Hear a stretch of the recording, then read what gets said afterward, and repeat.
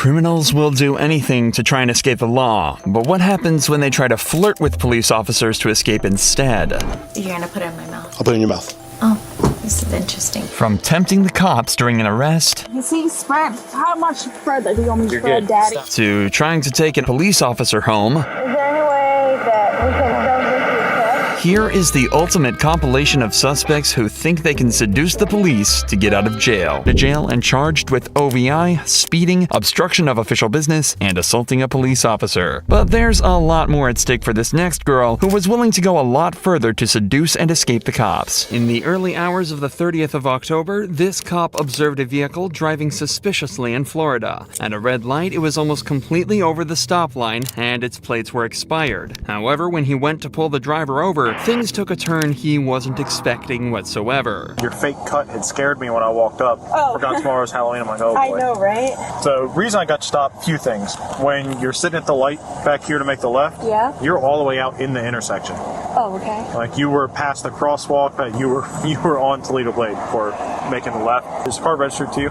Yes, sir. Okay, the tags on the car expired back in March, and your license is suspended. The cop should already be suspicious of the girl he identified as Naomi Furrer, given her strange driving, but the more he talked to her, the more it seemed that she definitely shouldn't have been driving. She told the cop she'd just come from a Halloween party and had a wristband that was given out by a bar in the local area. The cop is now certain she's over the limit, so he asks her to step out so she can perform some tests. But things immediately start to seem different to his usual stops. Your eyes are bloodshot and glossy. Your speech is slightly slurred. I'm just very tired, that's all. There's alcohol coming off the gun. Okay? Check your eyes. Do a couple exercises. Make sure you're good. Okay? Cool with that? Keep your head straight. Just look back and forth with your eyes. Okay, gotcha. Okay? You're going to take 9 heel-to-toe steps. 1, 2, like that. I'm talking 13. I'm talking 14. I'm talking 14. 15. Do you think if I give you a number to start on, you can count backwards to another number? Yes, sir. Okay. I want you to start on the number 46 and count backwards to the number 29. 39, 38, 37, 36, 6. Do you remember what number I told you to start the top on? You said start at 38 and then start at 49 and I forgot the second one. Okay. Unfortunately for Naomi, the cop wasn't convinced and determined that she was way over the legal limit. But right after he put her in cuffs, she decides she has a plan to get out of this mess. Do me a favor, put your hands behind your back. Put your palms together like you're praying. You're under arrest for DUI. Okay? DUI. But I am not drunk or anything. Did everything that you asked me to, right? Please, sir, I can't have a DUI.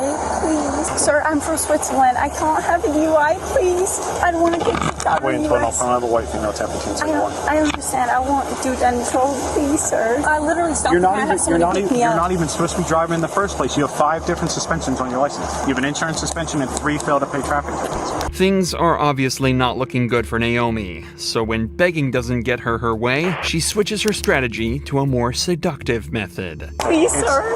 It's out of my hands tonight. But you're the one arresting me, right? Yes, I am the one arresting you, but the decision to make the arrest is already out of my hands tonight. So let's walk back over. Why? Because everything we've done tonight is on video. Everything. I have a camera here. I But have you 3 can still cameras. make your decision about why you're going to arrest me for what. Do you have a pair of shorts or something in here that we can put on to cover you up a little bit? Jersey. I'll put that on her. I'll take everything off. Please don't charge me, but I don't want to go to jail. Please, sir. I don't want you to take everything off.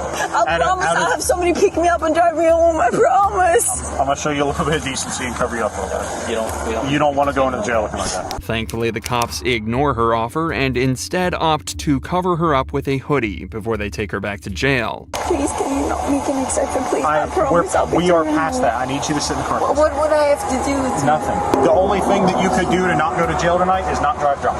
So, But I wasn't driving drunk at all. please have a seat. And there's nothing I can do, sir. No, ma'am. Even if somebody picks me up. We're past that. A search of Naomi's vehicle recovered 2 containers of whiskey and of beer, but back at the station, she refused to give a breath sample. Her car was seized, but as of this video's upload, the case is still ongoing and she has not been charged. Naomi's attempt at flirting didn't work at all with these cops, but the same can't be said about Brooke Teague's encounter, which actually worked out well. So well, it's rumored that her and the cop are still together to this day. Brooke was pulled over after an officer witnessed her swerving around the road slightly, a telltale sign that the driver was either intoxicated or in need of help, so he swiftly pulled her over only to be greeted in a surprising way. Hey, I'm Officer Smith, Bentonville Police Department. Nice to meet you, Mr. Smith. I've never heard that before in traffic stop. I appreciate that. Hey, so I'm just stopping you for improper lane use. Sorry, I was on the phone. You're on the phone? I'll be honest. Okay. Who are you on the phone with? My baby daddy. I'll show it to you too. Okay. Yeah. Zachary? Yeah. How much do you have to drink tonight? Only one drink. Just one drink? Yep. Yes, Final sir. answer? Miller. A Miller Lite? Yes. I won't lie to you, a Miller Lite. That's all you've had? Yes, sir. You can ask Zachary. I don't really want to talk to Zachary. I know you don't, but I'm just saying. Okay. In just this first minute of conversation, 2 things become clear immediately. Brooke has definitely had more than 1 beer to drink, and how well she and the officer seem to be getting along already. Both points that will get increasingly more obvious as the footage continues. Yeah, I can smell it from across the car. She's like, I had 1 Miller Lite. There's no, I wanted to say, like, a Miller did that to you? Big Miller, 128 ounce Miller. Freaking bucket of Miller. All right, where we at on it? Awesome. Brooke Yes. Teague. Am I saying that right? Teague? Yes. Like baseball league. Teague like baseball league. Yep. It helps people spell it because they never spell it correctly. Brooke then gets taken out for some sobriety tests, which take much longer than anticipated. You're making me giggle. I'm sorry.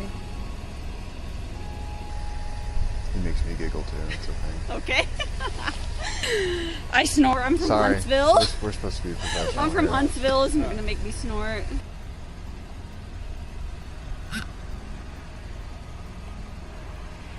All right, stop laughing because you're making me laugh. I'm not- All right, seriously. I'm giggling. I'm All right, sorry. this is a serious deal. All right, okay.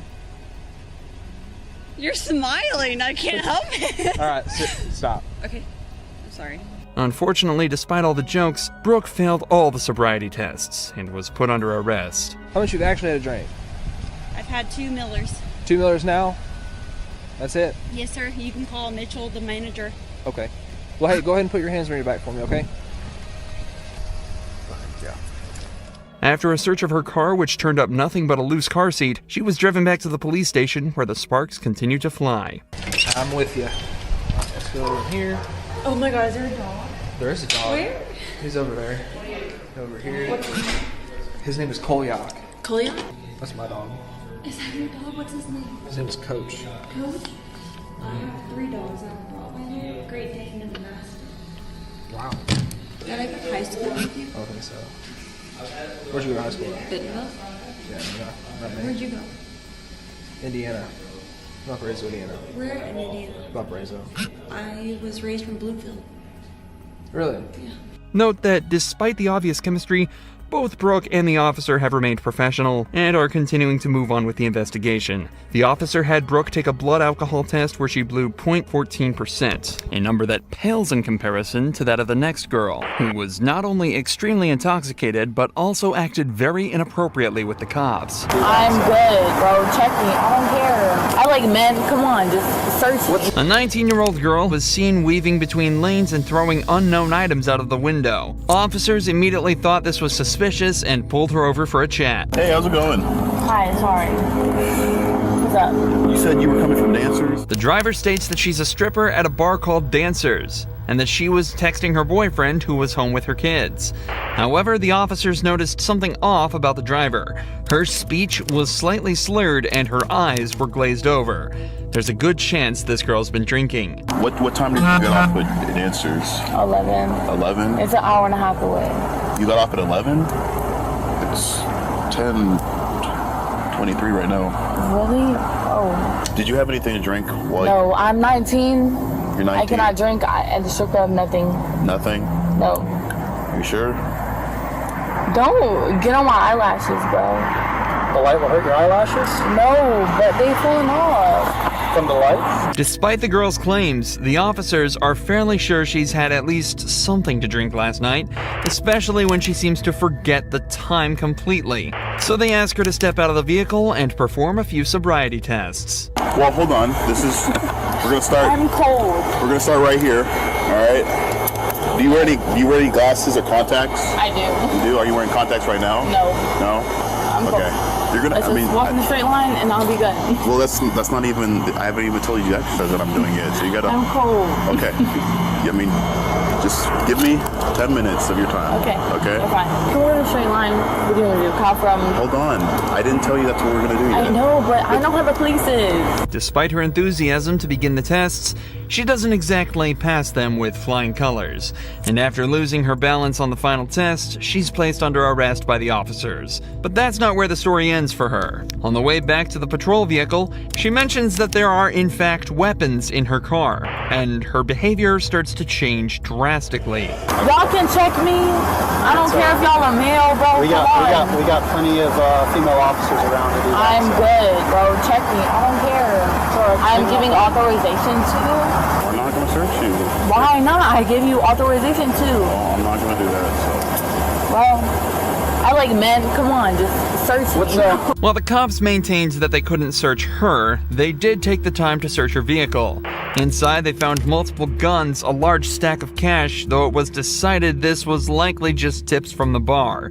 However, she was still charged with DUI and sentenced to 9 months probation, despite also being underage. It was fairly difficult for the cops to judge if this girl was drunk or not. However, this next girl didn't show the same amount of class, instead resorting to manipulate and trick the cop into letting her go. Hello, how you doing? Officer, how to New Mexico State Police. Using for the stop. You're going 55 back there on MLK. 55? Yeah, 55. I was right behind you the whole time, and you just Honestly, booked it. I had a bad night. The girls that I thought that were my friends are not my friends. I'm sorry to hear that. Where are you coming from? Knockout. Knockouts? This girl doesn't seem to be having the best night, but that still doesn't explain why she was driving 25 miles an hour over the speed limit on a residential road. She also mentions that she came from a place called Knockouts, a gentleman's club, that could explain the sparkly outfit and why she was driving so erratically. Okay. You have your license? Like, how are you gonna tell me you're my friend and then do some bullshit? Yeah. Here's my registration. I have Do you have a jacket or something that you could put on? what? Do you have a jacket or anything? A jacket? Yeah, like in the car? No, why? Because I'm gonna ask you to step out, that way we can talk out here. I don't have anything. The girl seems to be upset about a disagreement with her friends back at the bar, but this officer isn't buying it. There's many examples of suspects pretending to be sad or distressed during a traffic stop to try and get sympathy from the cops and walk away with a lighter sentence. This can work in some circumstances, but it doesn't excuse driving at almost twice the speed limit. But this doesn't stop the girl from trying after she steps out of the car. Okay. Here's my registration and I can give you my progressive. It just sucks. Like, Yeah. a bitch Here, let me- tells me that she's my friend and she's not. Okay. All right, let's just go back over here. I'm moving next weekend and my friend said that she's my friend, but she's not. Yeah. Could you stand up straight? Yeah. All right. So how much alcohol you consume? No, I haven't. Nothing? I smoke weed. I have my medical card if you want to see it. Mhm. I have that. But I've been smoking because I'm mad. Yeah, you're mad? You know what I mean? Like, Okay. all the friends. Here, just try to calm down a little bit. So you say that you haven't consumed no alcohol. Just be honest with me. How much alcohol? Work at knockouts. Honestly, the way I feel is because the girl, she went behind my back and shit. You know what I mean? No matter how hard the cop tries to keep the girl on topic, she keeps breaking down and talking about her friendship issues. After some more pressing by the officer, she admits to smoking marijuana and alcohol back at the club.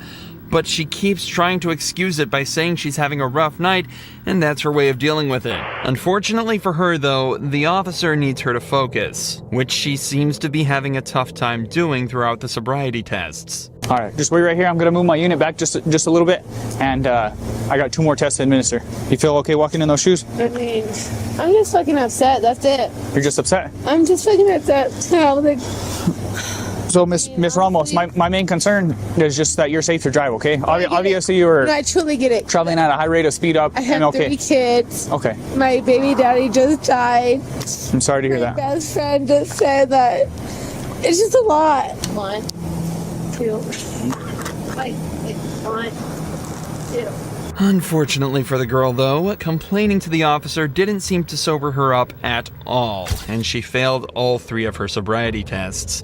So all that was left was for her to be arrested, a fitting end for what appeared to be a pretty rough night for her. All right, so at this point, you're going to be placed under arrest for DWI, driving while influenced of intoxicating liquor and or drugs. Just face me real quick. What's in your mouth? Nothing. Open it. Lift up your tongue. All right. So on my watch, 0213, okay? But Kelly Barton made it a little easier for the cops. Not only was she seen crashing into a lamppost while transporting a special needs patient, but when police arrived, she was looking a little worse for wear. Kelly? Yes? How are you doing? Good. Kelly admits that she had too much to drink that evening, but doesn't admit to driving, despite it being her job. Unfortunately for her, though, security camera footage from the gas station proves that she was in fact behind the wheel, and is now facing charges of both DUI and neglect due to the responsibility she carried while driving with the patient. But as an ambulance pulls up to perform some tests on her, Kelly reveals that she has another trick up her sleeve, and begins repeatedly flirting with all of the officers at the scene. Look at your hands. So you want the light squad to check you, ma'am? Let them do what they gotta do. Come on, boys. How you feeling? Hey. I want the little young boys. Ask me how I'm feeling. Let the little young boys tell me. Let me tell you something. What I would do to you with your blue eyes. Well, let me check your blood sugar real quick. Look at him. I would do him in a way that he won't admit. Hey, look. He can look tough all he wants, right? Don't let me get him. After multiple tests, it's clear to the officers that Kelly was way over the legal limits and is arrested for driving while intoxicated. And after struggling to get her into the police vehicle, she's sent on her way to the police station. But if you think Kelly was bold for talking to cops like that, 18-year-old Skylar Fluss is on a completely different level, going so far as to post this video to thousands of people bragging about how she got away with a DUI. I got out of a DUI and got let off with a warning. Skylar was pulled over after an officer saw her weaving around the road in a way that suggested she might not have been completely sober. But according to her video, she claims that using her flirtatious and quick wit, she managed to trick the officer and get away with a warning. I blew a 3.8 and he let me off with a f***ing warning and gave me his number and said we should meet for coffee or lunch. He was hot, so I'm getting lunch with him tomorrow. If her story is true, then the officer would be in serious trouble. But luckily, the officer in question recorded the entire interaction on his body cam, and the video tells a completely different story. Hello. My name's Deputy Stallman, the Jefferson County Sheriff's Office. I pulled you over because you were weaving a little bit back there. Where are you coming from? I was coming from my friend's house. I actually just got dumped. Okay. So I was like crying and like I'm really okay. Were you on your phone and stuff too? I was trying to call him to get a hold of him because my heart hurts. Okay. So bad. Well, I'm just concerned that you were weaving because of alcohol, but if you're on your phone, have you been drinking or anything tonight? No? Okay. The deputy then does give Skylar a card with the sheriff department's information on it, but it didn't include his personal number, and it didn't come with an invitation to dinner. Sounds like you're having a rough night, so I'm not going to add to that by writing you a ticket or anything, okay? So I'm just going to give you a warning. It's not a big deal. I just want to make sure you're okay. You were weaving a little bit, and I just want to make sure you're okay to operate the motor vehicle, and I believe you are. So my information's right here on the front. The reason I stopped you here is on the back. Where we were headed, get there safely, and I'm sorry you're having a bad night. Yeah, I'm just right down the street. Okay. No, you're fine. Yeah, no, you don't need to apologize. I mean, you were weaving a little bit with no traffic out. I just want to make sure you're okay, that's all. Skylar's video doesn't just contain disgusting footage of her laughing and bragging about exploiting this officer's kindness, but also states that she blew a 3.8 on the breathalyzer, ignoring that she wasn't even tested in the first place.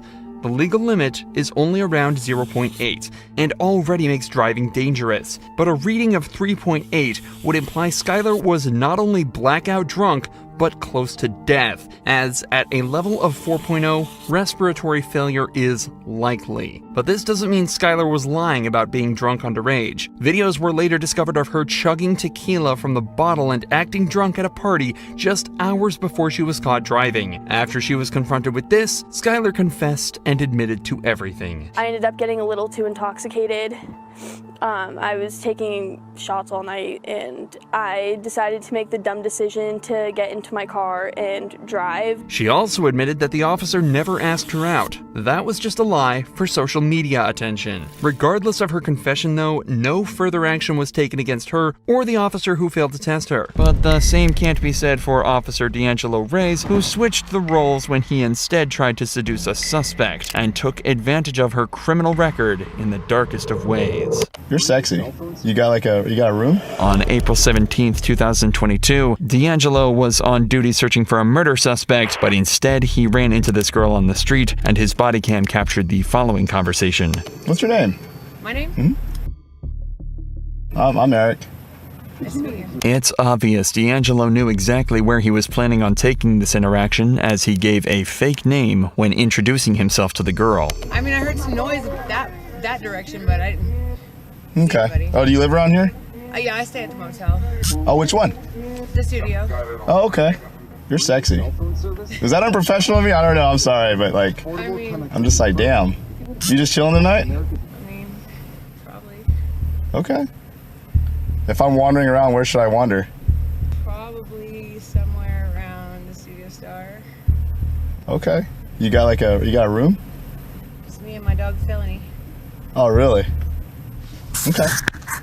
This is where D'Angelo turns off the body cam and allegedly gets her phone number. Later, he ran her name through the system and discovered that she had an extensive criminal record. He then called her, menacingly claiming that it wouldn't take much to put someone with her record back in prison. From there, he visited her in the motel and proceeded to have non-consensual sex with her. He initially denied meeting her at all, but eventually admitted to having sex with her, but claimed he thought it was consensual. In June of the same year, he was charged for the attack. But this next traffic stop came as a surprise to the female driver, who had a plan to get out of her reckless driving charge. Hey, motherfucker, I know you. Well, hi. In the early hours of July 1st, 2023, a Montville police officer noticed a car being driven erratically and initiated a traffic stop to figure out what was going on. Hi. The reason I'm stopping you, well, I didn't stop you. Why did you stop? Let me ask you that. Drama. Okay. I'm sorry. Well, the reason you caught my attention when I pulled up behind you is because when you came out of there, you swerved completely all over the road. I know. How much have you had to drink tonight? Nothing. Nothing at all? No. No? I'm sorry. The driver, who was later identified as Karina, denied that she'd been drinking, but the cop doesn't buy this and decides to remove her from the car to perform field sobriety tests. And sure enough, just a few minutes into the tests, the cop confirmed that his suspect was indeed drunk. Oh. Alright, so right now it's not good and you're under arrest. Alright, driving while intoxicated. Where are we going? I would like my shoes on. Okay. We'll do that when I say. My parents are gonna fucking kill me. Karina is arrested and put in the back of a patrol car, where she quickly admits that she did have a few drinks. Once they arrive at the station, she starts to make things a bit awkward for the officers, but in a more charming manner. I will not feel fucking cops taking care of. You got it. Thank you. No problem. For your service. No problem. Better keep this town public safe. We try. I'll do an Air 5. So far, Karina has been very cooperative with the officers during the booking, but once it's time for the breathalyzer test, we start to see just how charmingly entitled she can be. Will you submit the samples of your breath? No. No? No. So right now you have a chance that you're not over the legal limit, right? When you go in the box.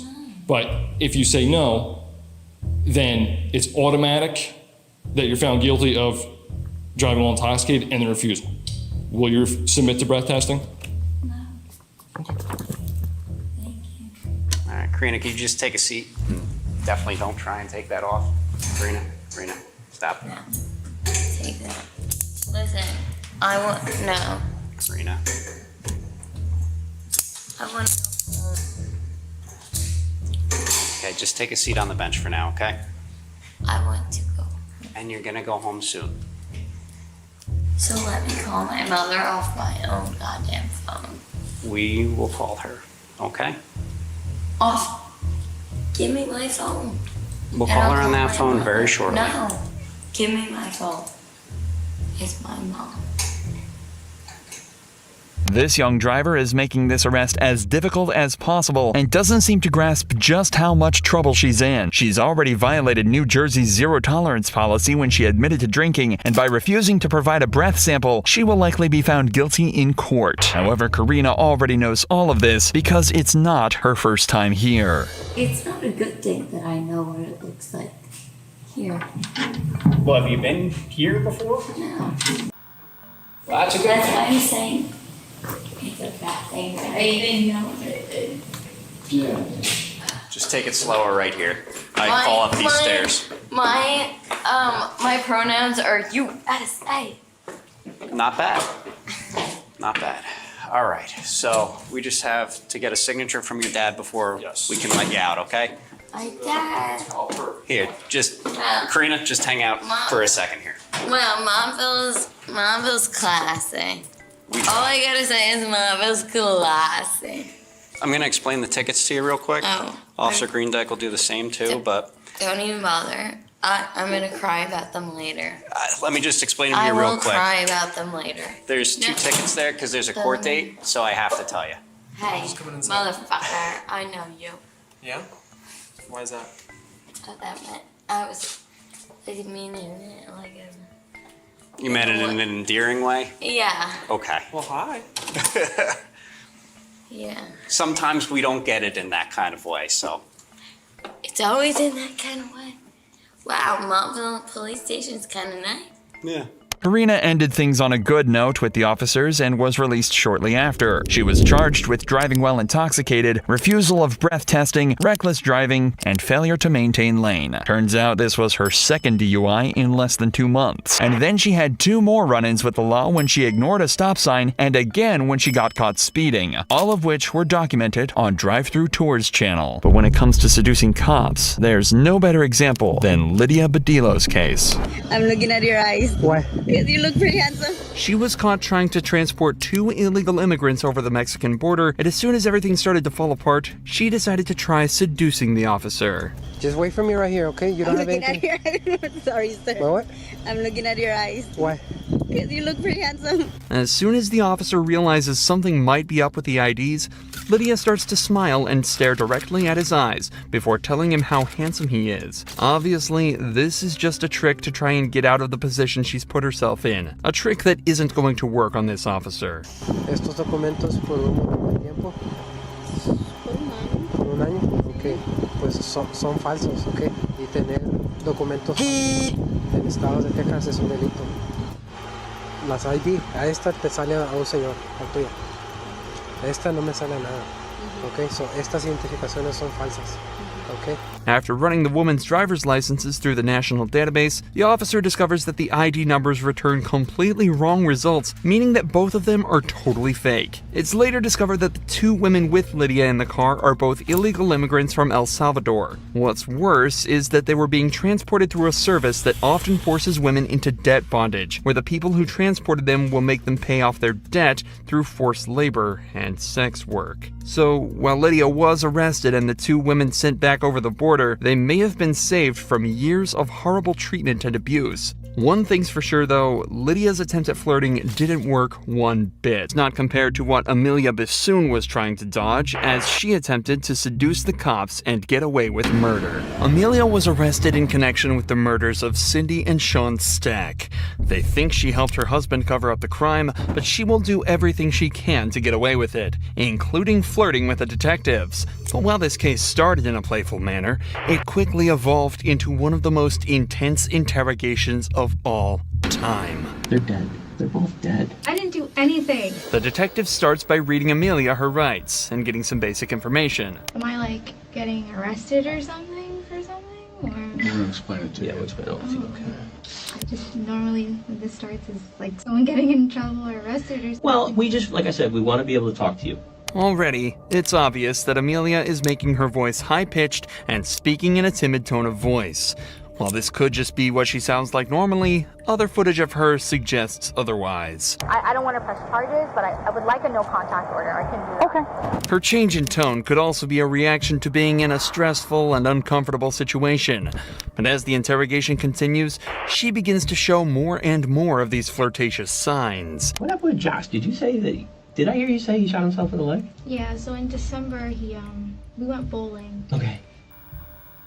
The bullet went around the bone and around the artery. Wow. Through and through. Jeez. That's lucky. I know, he's crazy. How long you guys been married? It'll be a year in September. Oh, okay. Here, Amelia gathers her hair and moves it all to the right-hand side, exposing her neck on the left. The neck carries the jugular, an important and vulnerable part of the body that many people will make an effort to protect. However, when someone feels comfortable or safe around someone, they're likely to expose their neck by tilting their head or moving their hair to the side, suggesting attraction or at least the desire to show it. All right. So, Amelia, I can tell you the reason why we're here today is because of that issue with the bank. Okay. All right. Does that surprise you? For this type of situation, yeah. Okay. Like this intense. I mean, I got in trouble at work, which makes sense, but I'm just confused about this. Well, let's walk through it a little bit, okay? Let's walk through that and see how maybe we came here today, all right, and find out if this was just a misunderstanding or what, okay? The story ended with Cindy and Sean dead, but started with an equally disgusting crime. Amelia was an employee at Chase Bank and exploited her position to steal $50,000 from a dementia-ridden man. She wrote 2 checks from his account, and her husband Josh deposited them in his accounts. When Cindy and Sean started asking questions, Josh purchased a gun and shot the pair in their own apartment. This interrogation is not only to uncover the details behind the theft, but also to determine what part she played in the killings. So what happened with this write-up? So, I mean, had you been a banker for him for a while? I mean... Yeah, so I've been his banker since I moved here. So what happened with these checks? Nothing. He called him. I have the record over global security. So when they came in, they pulled like call logs, they pulled like cameras just to make sure like they pulled signature files, because I mean it's still federal, it's the bank, so they wanted to make sure that I wasn't like, I guess, stealing. When you talked to Gerald, I mean, how did he appear to you? Is he a young guy, old guy? He's old. Oh, well, how did he appear to you when you talked to him? He's okay. He was okay? Do you ever have any issues when you talk to him about remembering things or anything like that? Like I know like a little about himself, like he had brain surgery. But for the most part he remembers things. I don't think he forgets really. He just, other than that, he's so nice. Okay. Yeah, nice guy. Amelia does her best to seem open and honest here, but as soon as she finishes up talking, she brings her shoulders up, hunches over slightly, and crosses her arms. All movements that are done to protect vital parts of the body and are obvious tells that someone feels uncomfortable. These signs only become more apparent as the interview continues. What did he have you do? Like, what did he ask for? Nothing, it's just we put 2 checks and $25,000 each, and that was it. The grandson came, picked him up. The grandson came and picked him up? It was either the day before or the day after. I opened up an account for him. Oh, so he must have just deposited those checks into the account? I'm guessing. I think your best bet right now is to be completely honest with us, okay? So let's go on a little bit more, okay? The truth is going to be the best thing right now, okay? This happened in May? My write-up for work in May. Is the account still open? The grandfather? No? Amelia's speech has become much shorter and unclear, and she continues to seem more and more uncomfortable when pressured about Gerald's banking records. Of course, the detective has noticed this and is seeing straight through her original timid and playful demeanor, so he decides to ramp up the pressure. Amelia, listen, okay? At a certain point in time, we have to move past it, all right? He's a nice guy, and I'm sure you really do care about him. I do. Do you see now? But it's not like I don't want to make it. Okay. No. Did you take advantage of that old man? I don't want to say I took advantage of him because he's a really nice guy. Yeah. And Josh, did he ever talk to them? No, he never spoke to him. He doesn't even know who they are. Would he have been at their house? Him? He doesn't even know where they live. I don't even know where they live. Well, you have access to his account. Yeah, but I haven't. You opened it. Yeah, but I don't remember his address. You talked to Cindy? Possible she gave you their address? Is it going to be in the text messages? No. But you don't remember if she gave you the address or not? She never did. She had no reason to. It's possible Josh went over there and you didn't know? I mean, how would he know where they live, though? That's not the question I was asking. Is it possible that he went over there? Not that I know. No. So you can't say for sure he did or didn't? I can say no. How to my can you say knowledge. no? Because he doesn't know he doesn't know them. Amelia now decides to change strategies. Instead of her original flirtatious and playful demeanor, she's switched to an innocent and clueless one. At points, she even smiles and laughs while being asked serious questions in an attempt to downplay the intensity and pressure. This is a sign that the facade she's put up is starting to break, and the detective takes this as an opportunity to press her even further. I think you need to start understanding the severity of the situation, right? Because I don't know if you really do. All right, and I think you need to start understanding that how this interview goes and what decisions you make here are going to affect your life for a long, long, long time. I think you think that you had this all planned out, and I think and again, not saying it in a bad way, but this is what we do. Okay, when we make mistakes, we figure things out and go, okay, all right, there's a lot more going on here, all right? And you know whose name is all over this right now? You and Joshua, okay? You need to start thinking real hard and real fast, okay? Who is involved in this and what happened, okay? That's all I know. Okay. Things got out of hand. Okay? This got out of hand. I think what happened was Cindy was asking you for this money back and you didn't have it. And there's some issues there. Okay? Sometimes, again, when we make a mistake, we do something wrong and the ball gets rolling and we can't stop it. You understand what I'm saying? Okay? Listen, you have your whole life ahead of you. I know. You have a 7-year-old son. You have an obligation to him. So whatever happened beyond this, we need to know. Because if you want to keep going with what you're telling us, okay, then we're going to have to go on that, all right? And you have to understand. Yeah. Okay. So somebody did something, we need to know now. Talking about her son obviously strikes a chord with Amelia, and as interrogations are all about exploiting emotions to extract the truth, the detective jumps on this to make her as vulnerable as possible. Did Josh put you up to this? No. Well, this is the stuff we need to know. Listen, if he put you up to it, he put you up to it. That's okay. Again, like Detective Murphy said, I think you're kind of at this crossroads right now, okay? You've got Josh, who you probably love, and he's your husband, okay? But you also have Julian. And you got to picture that little boy. You got to picture not being able to watch him grow up. Think about that for a second. Think about being put somewhere very far away from him, and the only way you're going to have contact with him is through letters. You're going to get pictures in jail, in prison, of your little boy growing up. That's your future. I don't know the severity of what he did. What did he do? But he knows the relationship that I have with Mr. Stack. He knows that. I mean, I would take him food, like. Listen to me. So at a point, he would get upset with me that like I'm too nice, that I can't kind of act with my customers. But he's the old guy. He has no family. I mean, I talked to him because he's my husband. I talked to him. Did Josh say that you kind of were owed this money because you were taking care of this guy? I don't know if he said that, but something like that. What did he tell you? I don't want to get in trouble. I didn't do anything. Okay. We need to know. Well, then tell us, okay? Tell us. They're both dead. What? Yeah, they're dead. So now we really need to talk. At this point, all of the games that Amelia was playing have gone out the window. Whether she's innocent or not, she's now being accused of aiding a murderer and is faced with losing her job, house, and a 7-year-old son. So, understandably, she's starting to get incredibly scared. I do not want to go to jail. I don't. Like, if I get fired, okay, let me get fired at work, but I don't want to go to jail. I didn't do anything. I didn't plan anything. I didn't conspire anything.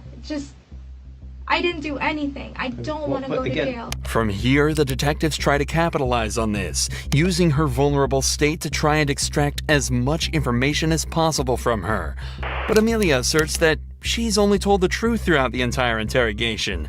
She didn't know Cindy and Sean were dead, and she had nothing to do with their murders. But here is where the interrogation takes a massive turn.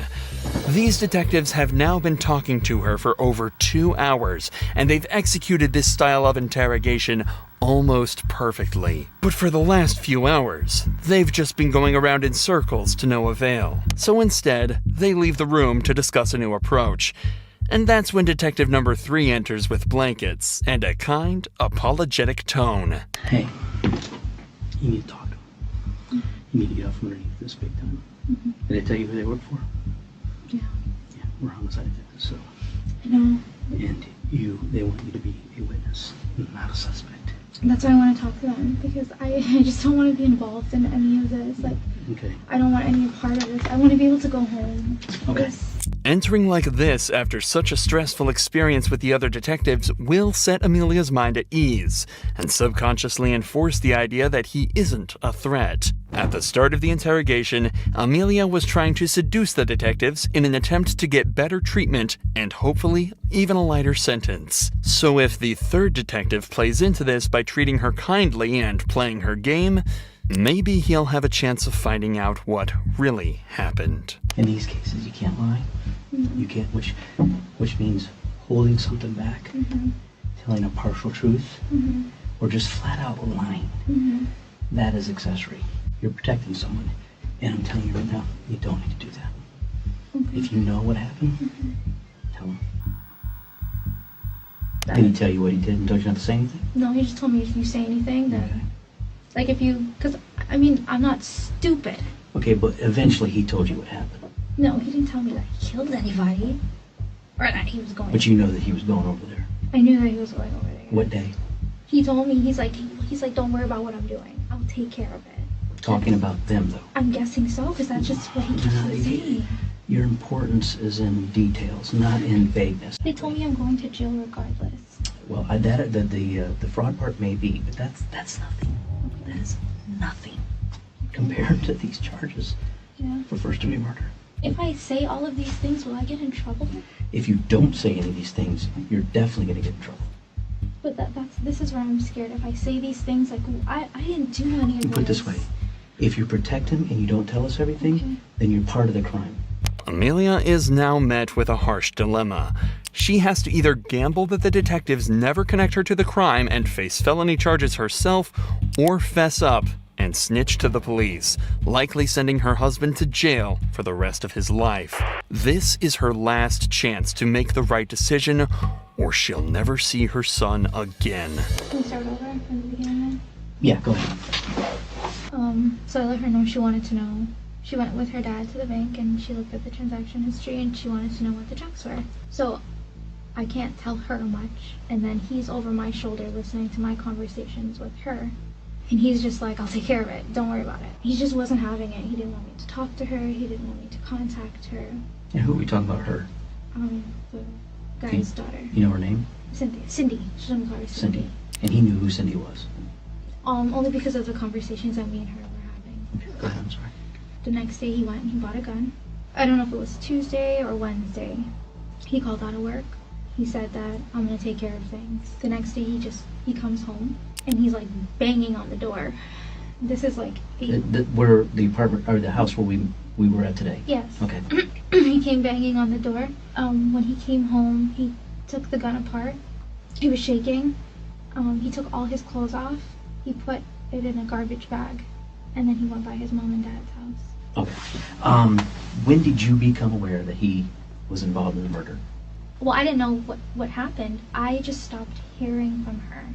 And then when I said something about, can I call her? He told me no. And then he got really mad at me, and he was like, if you say something, I'm gonna kill you. Okay, he's not going to say that unless he told you about the murder. That's the part that's so when did he tell you about the murder? Sweetie, you got to let this go. You can't, anything you hold back is not going to look good. You've got to just tell it. It hurts, it's scary, I understand that, but not talking is worse for you than talking. It was, Did he describe how, what? He never physically said, like, what he did or if anything was done. Did he say he shot him? Well, I'm guessing he had his gun, so. Don't guess. Did he tell you that he shot him? Yes. He said he shot him. Mm-hmm. And with that, the detectives managed to use Amelia's tactics against her and got her to confess to her own husband's crime. The detectives also stuck to their word and, after confirming she had nothing to do with the murders, dropped the charges against her. She was, however, still charged with the theft and sentenced to 3 years in prison. Josh, however, was found guilty of the first-degree murders of Cindy and Sean Stack and was sentenced to life behind bars.